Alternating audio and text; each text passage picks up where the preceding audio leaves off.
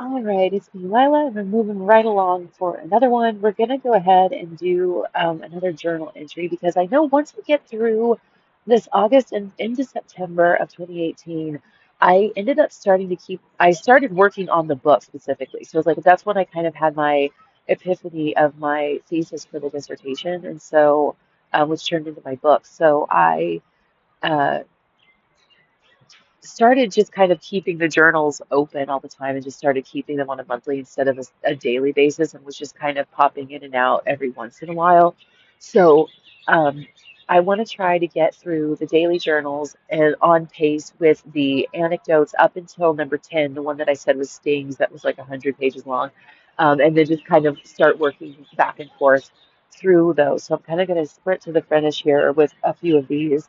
Um, so hopefully kind of keeping it a little bit more short and sweet. And then when I go to phase two of the project, where I'm going to do another round of like voiceover, color commentary kind of stuff, then I'll have the opportunity to fill in gaps. So, and I know I keep saying that and I end up going off on tangents, but here we are again. We're going to try to just stay focused and just read through this journal because I'm kind of getting a late start today. I need to just get through it. Okay, and this one's kind of long. It's not like super long, I don't think, but it's kind of long. But I remember this incident kind of vividly. So here we go. August 19th, 2018. You have so much difficulty with Netflix and Hulu and all the other streaming websites. I can't even. I just can't. I can't wrap my head around it. You use the internet almost all day long. You believe you have a knack for programming televisions and remotes and fixing DVD players and all that jazz, and cannot for the life of you, after over 2 years, figure out how to navigate a catalog of TV shows and movies. It's absolutely astounding. Last night you started your own Netflix trial account. You have browsed the site before and on many occasions have selected and started programs on other sites. They all look virtually the same. Now, never mind that when it came time to list other users, you asked if I was sure when I told you that you didn't need to list me as a user. Okay, you know what? Do mind that. What exactly would adding me as a user to it do if I don't know your login? Okay, what exactly would adding me as a user do if I don't know your login? Okay, so it's like typo. Okay, anyway, I could understand not knowing what it was for, tailoring a selection to that user. But again, how would I ever uniquely use your account if I can't get in? If we're watching Netflix with your laptop when you're using it, what the actual fuck would I need my own account for? Literally, also from last night. Extinction. Have we seen that one?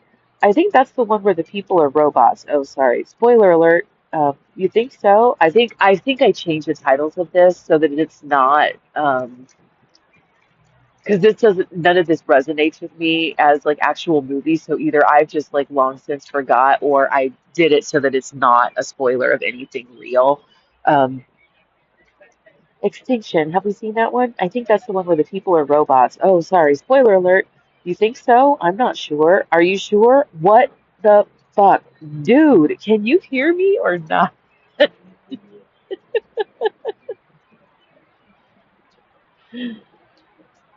You don't think things through before you say them. You seem to just speak your mind without giving any thought and wonder why people are bewildered by what you say. Then you have the audacity to second guess my response.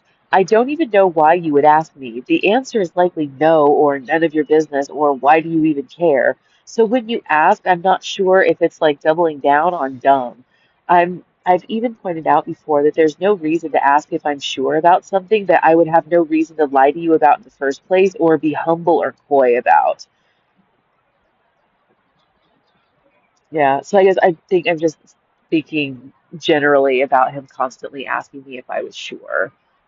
Right, which is kind of like I always felt like, because remember I said this, like I felt like I was in a poorly scripted sitcom. It was like it was almost like a video game. Like every time you wanted to quit, right, and it would say like, "Are you sure?" And like which was cool because it's like sometimes you just bump the wrong button or something like that, right? And so it just always it kind of started to just feel really like corny and contrived, where it's like every time he asks me about something and I say no, he asks like, "Are you sure? Are you sure you want to quit?" Right?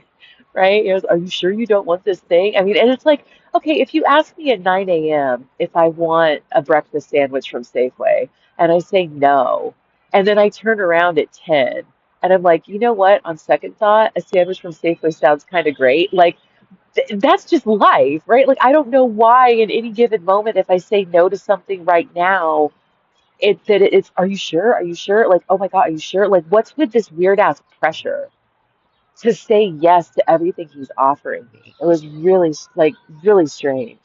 Maybe dude used to work as like a salesman in the past life, and he just got, it was like a weird bad habit of like every time somebody's saying no to an offer that you just pressure them, but I don't know. There's this strange sense that you think you can predict what I will do, or that you think you can somehow control what I do with the power of suggestion, or that you're doing me or us some kind of favor by dropping the ball in my court about every decision. I won't even get into the insistence that I select what we eat for dinner and what we watch at night, despite telling you that I'm not that interested in watching TV at night as a wind down activity. I have bluntly told you over and over again that I'm not even paying attention, to which you respond with something along the lines of, well, then watch the show, because you consistently miss the point. I'm not telling you I don't know what's going on because I'm not paying attention, but I care because I'm interested. I tell you I'm not paying attention because I don't care. I've literally used the phrase "I don't care" more than once. It seems to confuse you. For some reason, you don't understand why I wouldn't care about watching TV in the evening. It's so bizarre.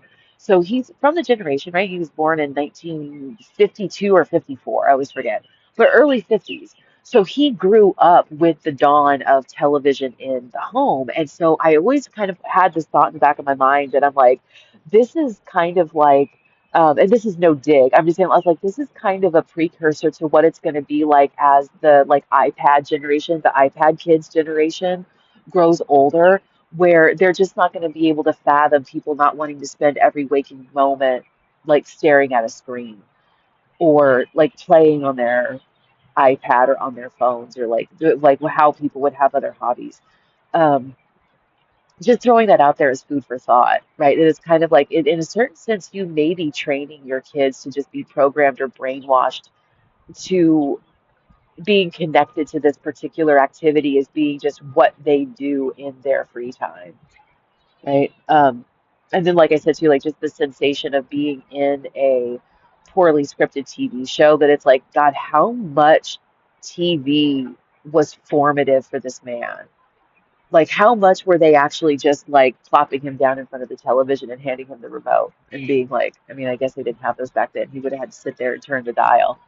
But, and then it's like his fascination too with fixing them. I guess I never really thought that deeply about this before, right? Like I said, like when you're in the throes of it, naturally dealing, I wasn't thinking too deeply about some of these things, but it's like his whole life in a lot of ways revolves around the existence of television.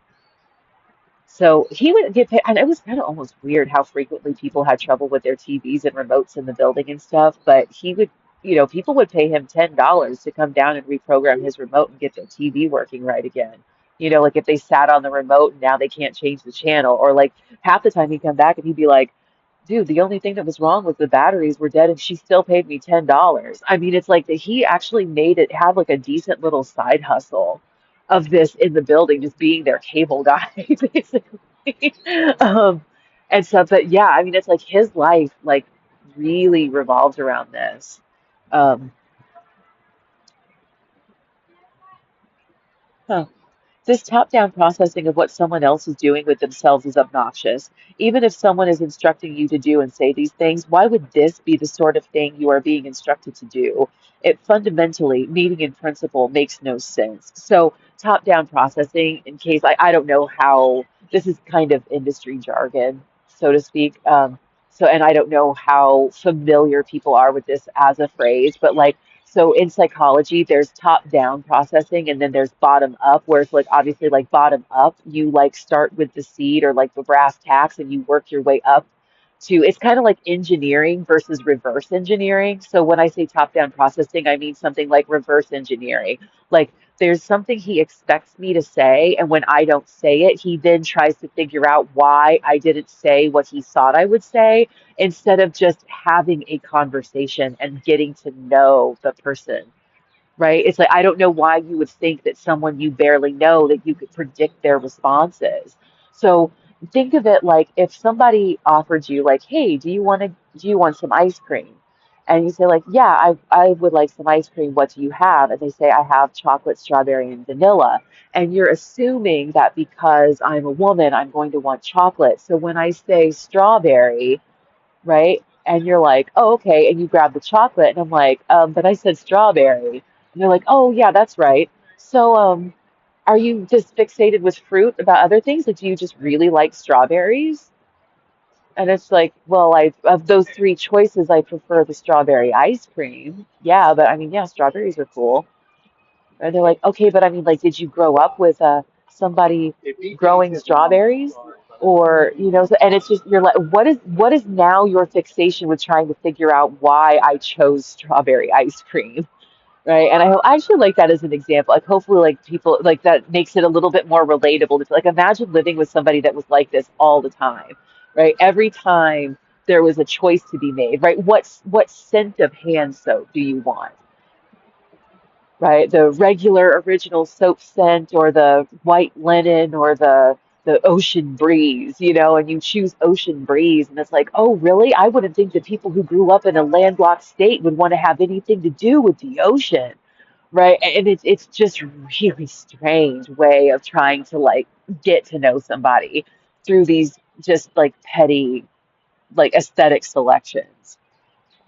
So as I was saying, right, the top-down processing of what someone else is doing with themselves is obnoxious. Even if someone is instructing you to do and say these things, why would this be the sort of thing you're being instructed to do? It fundamentally, meaning in principle, makes no sense. Why would I be instructing you to do things that I then respond to with brusque defiance? Why would it? So it's like I said before, I think I did mention this in the one that I filmed on Sunday, that the way that you would get someone to consent to doing this, but not realize that they are actually the topic of study, would be telling them about what's going to go on and just allowing them to believe that they are part of the research team, and then somebody was instructing him on how to behave and how to act, right? And so it's like, but why would somebody, because I just kind of like, oh my gosh, like there's my crush over there. Go ask him if he likes me, right? But it's like that, oh my gosh, like if she doesn't choose chocolate ice cream, get to the bottom of why she chose the flavor she chose. Why would anybody be needing to do something like that? Right? So it's just like this seems like one of those, this has to just be a peculiar behavior of his own or something, right? Or it's a backdoor way of trying to learn something about my past. You know how have said like, you know, you shouldn't answer those little cutesy online questionnaire things about like how many states have you visited or um, how many things on this list have you done and all of this stuff because it's people fishing for information to figure out your passwords and stuff like that. So it's sometimes it's like, was that what the hell was going on? That it's like, yeah, I mean, as a matter of fact, I did grow up with my grandmother growing strawberries, but that has nothing to do with why I choose strawberry over chocolate. I just don't prefer chocolate in virtually any scenario. That's just true. I'm a weirdo, I guess. But yeah, but anyway, like I said, it's like the realistic answer in that situation. If what you're really trying to get to the bottom of is why didn't you choose chocolate? It's like because I would rarely choose chocolate. I just don't really care for chocolate that much. So going about it, trying to figure out why I like strawberries so much is an off. And now we're getting kind of into the nitty gritties of like the way that people think, right? And like intellect and logic and stuff like that. It's odd to go the direction of why do you like strawberries so much instead of just assuming that someone doesn't care too much for chocolate or vanilla. Like I'd pick vanilla over chocolate, even when I miss twist cones where it was like 50-50 chocolate and vanilla and stuff because chocolate just isn't my bag. Anyway, just saying, right? I don't personally, to me, I feel like in a situation like that, most people would gravitate towards like, oh wow, I really thought you would choose chocolate, instead of being like, oh, why do you like strawberries so much? I don't like I don't know. I know I'm like going on and on about this, but to me, I just feel like that's an odd direction to go conversationally. Why would anyone be insisting that watching television in the evenings is not just pleasurable for me, but that it is somehow essential to my functioning? If that's the case, then why am I selecting what we watch? Do you think that I'm selecting things for us to watch so that I can judge your opinion about it for some reason. I've told you that I select things that I have seen before that I think you'll like. So, translation, because I don't care to watch TV at night, I do not care about this activity. Please cease to insist that I participate, right? So it's like I'm selecting things that I've already seen and think that he would like because then I don't have to pay attention to it and can still know what's going on because I know that he cares that I watch television with him for some reason, and I don't understand why this is so important. Um, and as this note goes on, like I said, because I remember this particular incident, it was almost like, what do they call that? The weaponized incompetence, right? So he's pretending like he can't figure out how to navigate Netflix and Hulu and stuff like that because it forces me to be the one who chooses what we watch. But he's doing it because he thinks that I'm supposed to be choosing what we watch because I'm choosing things that we are supposed to be watching. Like, so meaning like if he thinks that I'm being studied for whatever reason, right? They want to know what your preferences are, so you need to choose what we watch every night because that's what the researchers are interested in. Right. It's there's that's like I said, it's like this is so twisty because I feel like even, yeah, everybody's there's that whole cliche that like you never know where you want to eat, you never decide, you never do that, this, that, and the other kind of a thing. But like I can't imagine that every day of the week sitting down to watch a movie, like someone doesn't know how to browse through Netflix and pick out a movie they've been wanting to see. It just doesn't make any sense. So yeah. Every fucking night when you decide to go to bed, you ask if I want to continue watching. I always say no because I'm not likely even giving a shit about it in the first place. Every fucking night. I've told you that I'm not even watching. I've told you that this is your activity. I am obviously not even paying attention or giving a shit. Why do you force me to choose what you are going to watch and then expect me to be watching? Do you think that you are doing me a favor of some kind? Are you just sorely convinced that I am actually the person you believe me to be, despite all sorts of evidence to the contrary? So, just little tidbit about me, what was actually going on here. I played Summoner's War for a lot of years, and I was a member of a guild alliance, and I ran the guild that was for the newbies. So, at night, while he was watching these TV and movies, I was playing Summoner's War, helping noobs get their accounts up and running, playing through all of my own like farming and building content and having cyber sex with at least like four different dudes in the Guild Alliance. So I was fucking busy. I was not watching whatever we were watching on Netflix. I was doing shit. I had shit to do. Okay. Anyway, hold the fucking phone. This just in. Again, why the hell do you snap at me when I say something to you while you're busy on your computer, but you feel like you can bother me every time you move a muscle group? Every time you leave, come back, stand up, get a win, etc., you can ask me, and I have to respond like I at least give a fuck. Like I'm your secretary and you're this head honcho executive. So when I bother you, I get barked at. But when you bother me, I have to smile and act pleasant when I really want to tell you to pull your head out of your ass and live your own life. It is possible to do without interrupting mine, especially to ask what I want to eat for dinner. This I don't understand. How am I supposed to always select what to have for dinner when I don't know how much money you have to spend? Like, what do you want to eat for dinner? I don't know. What do you feel like? I don't know either, but let me know so I can go get it before. Insert something I'm already aware of, but you just want to reiterate under the guise of believing that I don't remember when in reality you just want to talk about yourself.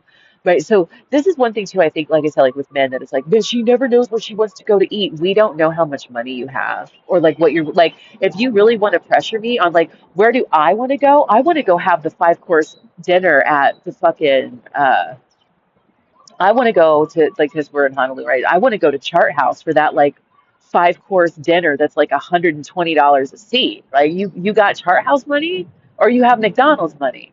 I don't fucking know. So that's what's going on here. Every morning at like 9 a.m. already, he's like, "What do you want to make for dinner tonight?" And I'm like, "Dude, do you have $5 or $50? What am I working with here? What's the budget?" At one point, I finally just started at like the beginning of the month. I would go through the Safeway circular with the deals and all of that stuff, and I would make a list and have him. We would go over and we would get groceries for like a whole week at a time. And I got like a cute little whiteboard thing calendar, and I put the menu on the refrigerator door. So when he was like, What do you want to make for dinner tonight? I'd be like, look at the menu. What does it say? But anyway, oh my goodness. How about steak and baked potatoes with lobster bisque for an appetizer, and for dessert, I'll make peach cobbler? I reply in my head without a hint of snark. Okay, well, I only have $10, you would reply. Then just go pick up something then, huh? Huh? Right? So I browse through my Safeway Just For You app, looking at what's on sale for some ideas. Aha, fish fillets. Affordable, presumably. Easy, tasty, haven't had them in a while. I look towards you and say, how about fish for dinner? What? You turn and growl after you finish typing a sentence, glaring at me. This is typical. You get so fucking pissed off at me for throwing even the slightest attitude, yet you can bite my head off all day long. Forget you. I'm sitting here, but forget you. When I just bounce suddenly in about a year and you're wondering why, this memoir here is for you. You can read about all of your nasty little bullshit behaviors that make you completely unlikable. How about fish for dinner? Still perturbed. What kind of fish? Battered fish fillets. Suddenly sunshine. Oh yeah, I can go pick some of those up. It's alarming how quickly you go from awkwardly pissed to completely fine. That being said, let's round off with the rest of last night's story about Netflix. After you get your account set up, you try to get up and make me select what we watch. I had already told you to pick something out after you get your account set up. So now I'm frustrated because I'm tired of selecting things when listening to you bitch about the characters, etc., calling them stupid when you aren't even paying attention to the plot. I have no idea why you are so attached to the idea that I watch TV with you at night, but it's really irritating. This is kind of fun. I never thought about it this way before either, but it's like he makes me pick out what we watch, and then as we're watching it, all he does is shit on it. Like this stupid broad, this, that, the other. Oh, these people are so stupid. Oh, what are they doing? Why are they going? And da, da, da, da. But I think that it was more so like he just does that because it makes him feel better, like arguing with the television. It wasn't actually ever anything personal, but that he doesn't necessarily think that it's like, this is why I'm tired of picking stuff out because I pick something out to watch, and then as we're watching it, you just talk shit for like 2 hours. And it's just really irritating. Right. So, like I said, I never took it personally. I never even thought of it that way before. And I don't think that's what it actually was. But just throwing that out there as this possibility of like maybe he was just being an asshole. It's, who knows? I have no idea why you are so attached to the idea that I watch TV with you at night, but it's really irritating. I'm also pissed off because you ignore what you don't want to hear. I suspect you think that if I pick the program that I'll suddenly give a fuck and pay attention. You use your alleged hearing problems as an excuse to not hear what you don't like. It's so exhaustingly childish. I finally attempted to put a stop to it. I bluntly told you to pick out a program and went so far as to suggest a documentary. It's not nearly as nauseating to listen to you call scientists dumb or crazy because it gives me insight into your own intellectual state, right? So that's the thing too. If you're ever curious, right, about whether or not the person that you're currently with is maybe a little bit whatever, pick out a documentary that's about something that you actually know about and then kind of try to drive conversation, right? There was no need to drive conversation with him because he just drove himself all the time, right? So it's like you could put on a documentary about something, yeah, and then just sit back and listen to him bitch, and get an idea for where his head was really at. I tried to direct you where to go. As I said before, it's absolutely hilarious how you seem perfectly capable of using the internet until it's time to navigate a programming website. Did I say hilarious? I meant absurd. It's absolutely absurd that you can't seem to do this. I told you to click on movies at the top of the screen. It's only in about 12-point font, but you could easily find it, and we were on the movie's catalog screen. I tell you to click the drop-down menu that says genres. You began moving the mouse around the screen like you're completely oblivious to how a catalog works. It's obviously not one of the program thumbnails, the pictures, right, nor likely in the very top menu bar. There is a huge field of black at the top of the page, and in it there are two things, movies and then genres with the little drop down arrow. I tried to get you to the genres drop down by directing you to the giant movies on the screen. It proved to be impossible. I laughed. I was clearly frustrated. I kept saying, it's right there in huge, bold letters. Then you clicked on the tiny 12-point font movies link from the menu bar that got us here in the first place. Really? At that point, you got angry, jumped up from the computer, and exclaimed, that's why I want you to do it, as you took off to the bathroom to take a shower. And he's definitely fucking around. He's definitely fronting. Now, like looking back and thinking about this, it was definitely weaponized incompetence for some reason. He really wanted me to be the one that picked out what we watched. Oh, this is weird. Okay. Maybe he had some weird ass control fetish. Like he wants me to select what we eat and what we watch. Like maybe he has some weird ass mommy complex. Like he just wanted to feel like a kid again when his parents dictated what he ate, what they watched on television. Oof, who knows? I call complete and total fucking bullshit. You did this because for some silly reason that only you can understand, you think that I should be selecting the movie. What I don't understand is why it's so hard for you to ascertain that your beliefs about me and the world are really fucked up. I can't possibly even be remotely behaving in a way that gives you this crazy idea.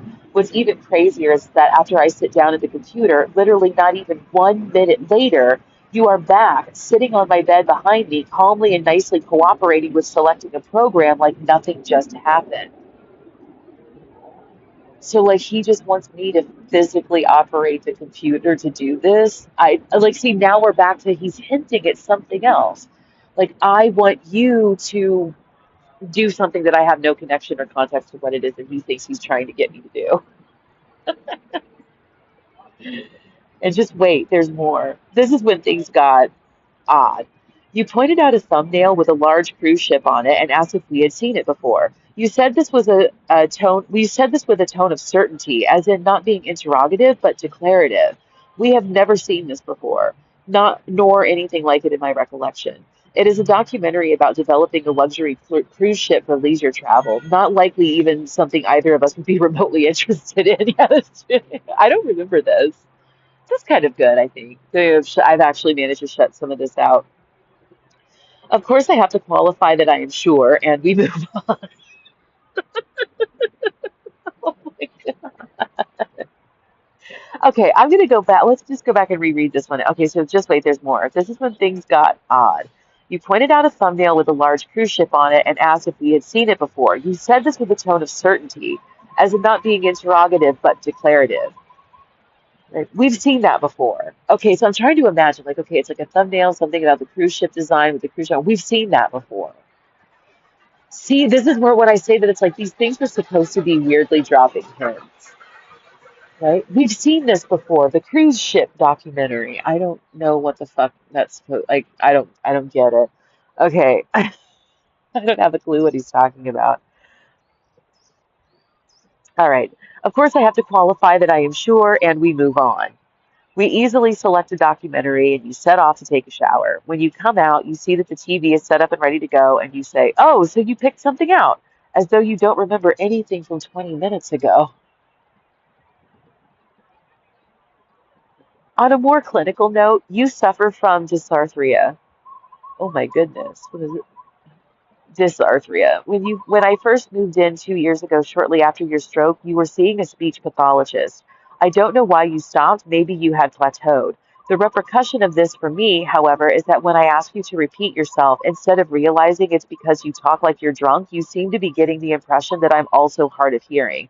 Your inability to accurately place yourself into the workings of the environment and likely relationships with other people as well is frustrating.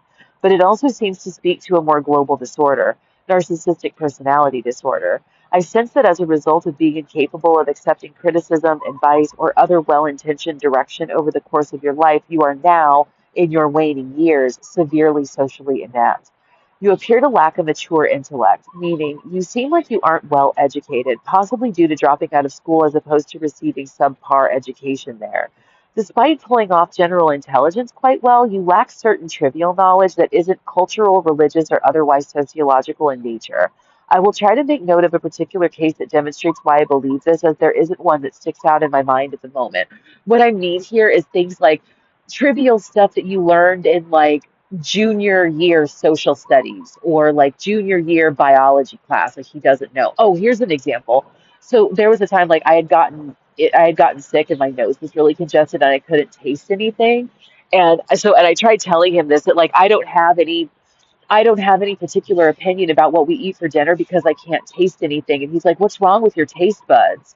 And I'm like, there's nothing wrong with my taste buds. It's because my nose is congested. And he looked at me really, like he literally could not fathom what nasal congestion had to do with your ability to taste.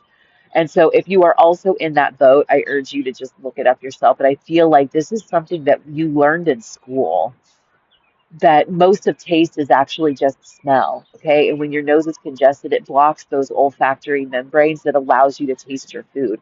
Your taste buds only taste like basic, like salty, sweet, sour, bitter. Um, the fact that he didn't know that, and not just that he didn't know it, the look on his face was definitely of somebody who literally thought that the stuff that I was saying was absolute bullshit, arcane nonsense.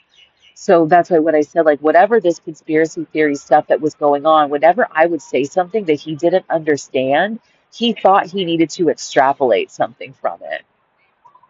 And it's like, no, you just didn't know this thing that you should have learned in school, right? That's all there is to it. A close approximation of this phenomenon is that you seem to have problems with wrapping your head around the concept of baking or cooking things from a recipe as opposed to buying a pre-made mix. It goes beyond not understanding the phrase from scratch. Once when I told you that I was going to bake banana bread, you asked me how I planned on doing it. Okay, so this was, your typical, like we bought a bunch of bananas and there was still two or three left that we hadn't eaten and they were getting a little brown. And so I said to him, it was like on the list for groceries that night, I had put like a bag of flour. And I said, I'm going to bake banana bread. And he looked at me, he goes, how? Like, it wasn't just like, how are you? Like, it was like a disgruntled, like, how? Like, I don't, like, what do you mean you're going to bake banana bread? What do you mean, how? Like, he doesn't know baking exists. When I said I was going to use a recipe, you responded as though either this concept is unfamiliar to you or the idea that I would be capable of doing something like that is. Either you're dumb or you're an asshole. See how your behavior betrays your social ineptitude, right? It doesn't matter how you slice it. The way he's acting about this is just stupid asshole. There's no other way to get. It's so basic. Like banana bread is something that you teach children to make. Like, I don't, how are you 70 years old and you don't know that people just bake banana bread? Like, it doesn't make any sense. Similarly, when I said I was going to make chocolate chip cookies, I put chocolate chips on the list. After reading the list, you asked if I needed chocolate chip cookie dough. When I said that I didn't, you appeared extremely confused. I don't remember exactly what transpired next, only that it led me to asking you what you thought cookies were made of. You then confidently assessed that they likely involved flour and sugar, as though it was ridiculous that I would ask you to demonstrate an understanding that could reasonably underlie your assessment of my cookie making ability. So like think about it like this. Okay, so I put chocolate chips on the list. He says, "Oh, you want chocolate chips?" I'm like, "Yeah, I'm going to make chocolate chip cookies." And he's like, "Oh, so you want chocolate chip cookie dough?" I said, "No, just the chips. I'll make the cookies from scratch."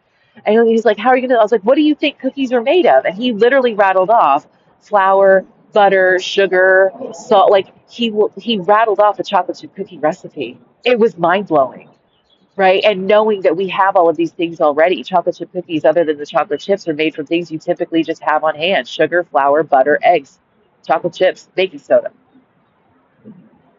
Boom. And he knows that, but he can't wrap his head around how I plan on baking chocolate chip cookies. Right. And it's like I don't know what to do with that. Right? Like socially, like we're trapped sharing a studio apartment. I'm in your home precariously as your live-in care provider, and you're talking to me like I'm a complete imbecile or don't understand why somebody would just enjoy cooking or baking or what have you, right? It was like it confused him. So this takes me back to the conspiracy theory angle of I'm whatever it is that he's participating in, I'm not the character he thinks I am. And that's why he keeps being stymied by the stuff that I say and do. Because now he can't figure out which box I'm supposed to be in. Because if I'm not in the box that I'm supposed to be in, what box is he in? Because he's in my box, right? Remember what I said about how you would get somebody to consent to participating in something like this? with them thinking that they were one of the researchers and not the one that was being researched. He's put himself in my box. So if I'm not in the box he thinks I belong in, the only box left for me to be in would be his box. But if I'm the one that's supposed to be in his box, what box is he supposed to be in? The box of the person who's crazy and being researched. Try again, because he has narcissistic personality disorder and his brain actually neurologically refuses to allow him to think that about himself. Got it? Get it. All right.